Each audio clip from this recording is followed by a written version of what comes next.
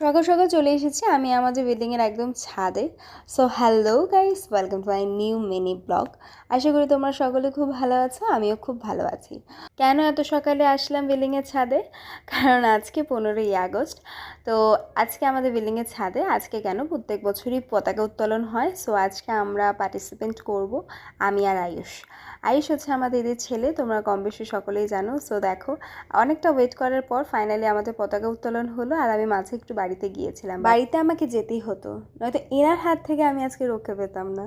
দেন তারপর চলে গিয়েছিলাম বারাসাতে। মাঝখানে 3-4টে ট্রেন ক্যান্সেল ছিল, প্লাস অনেক একটা লং টাইম গেছে, সেগুলো আর তোমাদের কাছে শেয়ার করা হয়নি কারণ খুব তাড়াতে ছিলাম। তো এখানে দেখো ফাইনালি আমরা চলে এসেছি বারাসাতে জয়া সিনেমা হলে, কারণ আমাদের ধূমকেতুর টিকিট বুক করা ছিল আর ধূমকেতুর টিকিট কোথাও পাওয়া যাচ্ছিল না। সো ফাইনালি আমরা যেহেতু একটু আগে এসেছিলাম, তাই মিও মোড় থেকে একটু খাবার খেয়ে নিয়েছিলাম, খিদেও পেয়েছিল।